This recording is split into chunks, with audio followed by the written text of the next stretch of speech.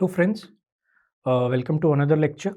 Today we'll discuss about three things: anxiety and fear related disorders, obsessive compulsive and related disorders, and we'll also have a brief view about the stress related disorders.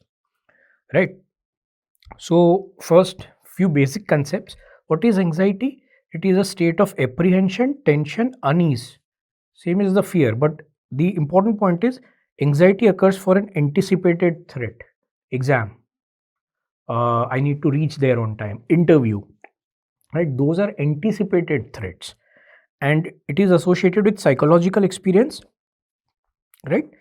Not associated, I mean, it presents with psychological experience, a feeling of nervousness, apprehension, and physical or autonomic symptoms. So, sympathetic nervous system is very active. That is why we'll see norepinephrine is important here. The fight or flight response. So, there'll be tremors, there'll be sweating, there'll be some tense muscle tension, there'll be pupillary dilatation, so that we can visualize when it specifically comes to fear, we can know the threat is there and we can run away.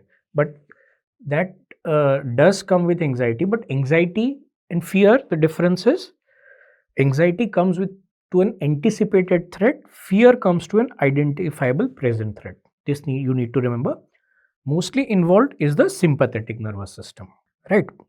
When do you call pathological? Pathological anxiety is excessive, persistent, and out of proportion to real threat and causes functional impairment. Internal exams, for example, for that matter, even external exams, that you're so anxious, I'll fail, or I'm getting so anxious, I'm not able to write, and that leads to avoidance of exams to exams back by back. So that is causing functional impairment.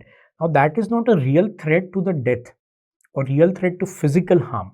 So this anxiety becomes out of proportion, right? Then it is pathological anxiety. So symptoms I already discussed: sweating, tremors, restlessness, tachycardia, mydriasis, increased urinary frequency, hyperreflexia. So basically, whatever the sympathetic nervous system does, you will see. So remember this. So all this will become easier to remember. So next we come to the anxiety disorders epidemiology, and then we'll discuss the various anxiety disorders. Anxiety disorders are the most common class of psychiatric disorders. This could be a question. The lifetime prevalence is around 25 to 30%, but the Indian study showed, NMHS stands for National Mental Health Survey 2015-16,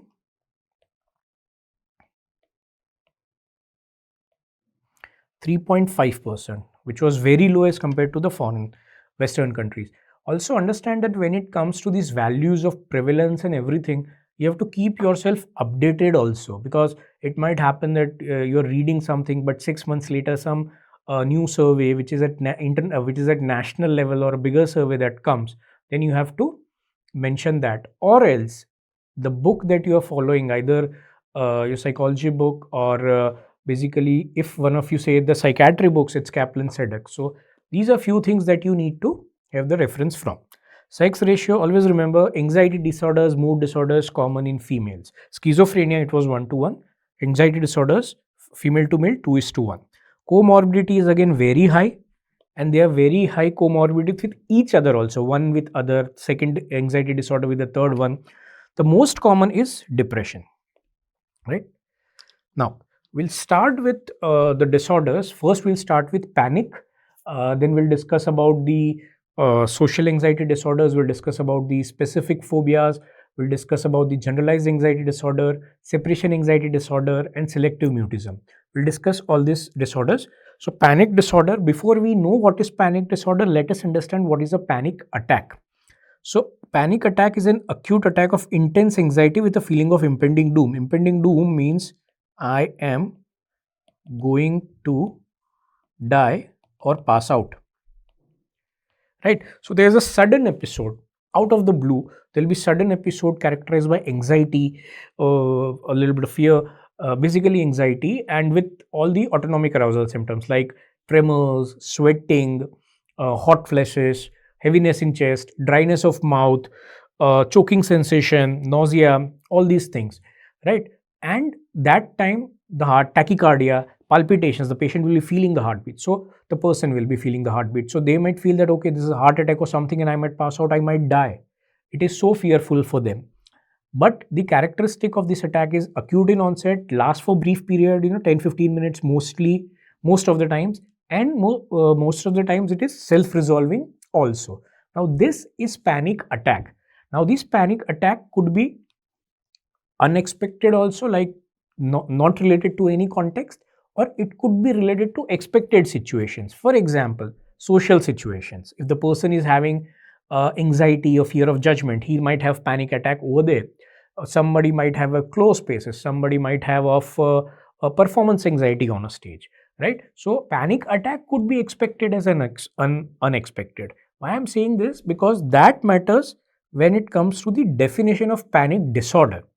In panic disorder, there are recurrent unexpected panic attacks, at least to start with. The initial panic attacks for a period have to be unexpected, not related to any context. So this is important, and followed by 1 month of concern about it. That what would happen if further it happens, how would I manage it? If it happens again, what if I die? And because of that, there will be maladaptive behavior. Like person will say, I will not go out, please accompany me, because if something happens, who will accompany me to the hospital? If something happens me at a space where there is a lot of crowd, how will I escape from there to reach to a hospital or something like that? Or they might start avoiding going out alone or going to other places also because of the fear of having this panic attack, right? So going alone, that is the most important thing that they start to avoid. Then there is something called as anticipatory anxiety. Anxiety about future attacks. Like you had certain panic attacks and you have this anxiety.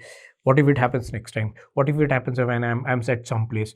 Okay, it's going to happen. How will I manage this? So this is anticipatory anxiety. I mean, anxiety per self is itself is an to an anticipated threat. But when it comes to panic disorder, you use this particular word. So impending doom and anticipatory anxiety. These two words are associated with panic attack, panic disorder. So how does it work? Basically, Clark's cognitive model of panic, so CBT can be done here. So there is a catastrophic misinterpretation of benign bodily sensation, because the initial symptoms, they occur unexpected situations, not provoked. So now those physical symptoms, an individual will put catastrophic misinterpretations. This is symptom of an heart attack. This is symptom I'm nearing death. This is symptom of some big medical illness. So that is why they fall into this loop of being anxious regarding the attacks all the time, not for any other situations, well, not for any other petty situations. Predominantly they'll keep on worrying about this attacks itself, right? It's more in females that we discuss. It is commonly comorbid with agoraphobia. We'll discuss what agoraphobia is. It is a specific phobia. In the initial in DSM-5 and ICD-11, they have separated panic disorder and agoraphobia. Initially, it was a subtype. It was like panic disorder associated with agoraphobia, not associated. But then they realized that comorbidity they are there, but they need to be separated because of the presentation and intervention and those things. So comorbidly, agoraphobia is very present when it comes to panic. When the question is asked, most common comorbidity to the whole anxiety disorders, it is depression. When it comes to panic disorder, agoraphobia is very common. The neurotransmitter involved, you need to remember this: norepinephrine, serotonin and GABA. These are the three things that you need to remember. For any anxiety disorder, norepinephrine will be increased, sympathetic system increased. GABA, because it's an inhibitory, right? So when it inhibits this excitatory symptoms, it inhibits the arousal symptoms. So if the inhibition is problem, right? If GABA is less, then this inhibition will be less, and hence the possibility of reducing down the anxiety increases. So GABA basically, either it's less or it is dysfunctional, that it is not able to function at the receptor level. Serotonin also, there is an impairment, they say less. Proper word use is dysregulated. So norepinephrine increased, GABA decreased, serotonin decreased or dysregulated. Cholecystokinin, it is a panicogen. So it has been seen that by infusing this, panic attacks precipitate. So differential diagnosis, you have to remember that for a first episode or frequent early episodes, you have to first rule out medical morbidity. So it could be mostly it is related to cardiac. Then acute asthma, COPD, anemia, pheochromocytoma, it is kind of an adrenal tumor which has significant sympathetic nervous system excitation, hyperthyroidism, right? All you need to remember is there are few medical conditions that you need to rule out, and in that predominantly it's cardiac. Treatment, combination of pharmaco and non-pharmacotherapy. Remember, for all anxiety disorders, mostly SSRIs is the preferred pharmacotherapy. You can remember the other drugs, but as an umbrella, SSRI, selective serotonin reuptake inhibitors, right? Benzodiazepine can be given for brief duration. We don't give it for long duration because it has a dependence potential. Other is venlafaxine, buspirone, clomipramine. If you remember, it's good. But otherwise, SSRI you need to remember. And psychotherapy, obviously CBT is the primary thing. Clark model, remember, this we discussed 2 slides back. And obviously relaxation techniques, at least to address that immediate attack. That time it may help. But for longer run, the CBT works. Coming to agoraphobia. So first, let us understand what phobia is. Phobia is basically fear or anxiety of specific place or objects, which can lead to either avoidance of that space or object, or they are endured with significant distress. So everything you cannot avoid, but if you go, the person will be very distressed. So this is phobia, fear or anxiety about specific places or objects, which can lead to either avoidance of that object or avoidance of place, or even you have to go, jana hi pada, then the individual will be very distressed, right? So this is a definition for phobia. Now let us come to different types of phobias. One is agoraphobia. Agora, in I think it's in Greek, means market, right? Now, see the first sentence, it's fear of open spaces. Many people confuse actually open spaces, so I'm not talking about an open ground. Open spaces are basically those places which are big, open for public, but it is crowded. So market is a very, if you go in the market when the market is not functional, obviously it's an open space, but there is no crowd. Here what is important is the open space, basically any place from which escape is difficult. So if you are in a market, if you are in a social function where a lot of people are single door, right? So that person has this fear that what if the attack happens here, the anxiety happens here, how will I escape from this place? That is agoraphobia. So not merely open places, basically places from where escape is impossible, or escape is difficult, not impossible, escape is difficult. Also when traveling alone, if something happens, how will I go? But predominantly it's this public transport, because that is also in India specifically, it's kind of congested and crowded, and the patient, that's why, avoids places and stays at home. He avoids where he needs to go many times, right? If he has to travel by bus, no, I'll let it, I'll drop it, I won't go there, I cannot go in a crowded bus, right? And as initially mentioned, agoraphobia and panic disorder are usually comorbid. Treatment, again, it's same, pharmaco and this, CBT, Clark model, behavioral therapy by graded exposure, and relaxation techniques. So the point is that you expose the person slowly in a hierarchy based to the situation, and you make them over a period realize that the anxiety is not that threatening as much they are understanding, as much as they are perceiving, in fact. So why the exposure works? So what generally happens is when person avoids it, so it maintains anxiety disorders. How?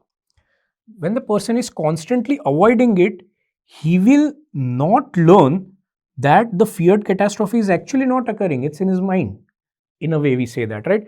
So for example, exam, if a person is just avoiding exams on exams on exams, not giving any exam, he'll not realize that it's not that fearful, it's not that intimidating, right? It's not that intimidating that I cannot appear only, but I keep on avoiding, then that in my mindset will keep on increasing, right? And that anxiety disorder will be increasing, and again the cycle will become that I'll avoid it more and more.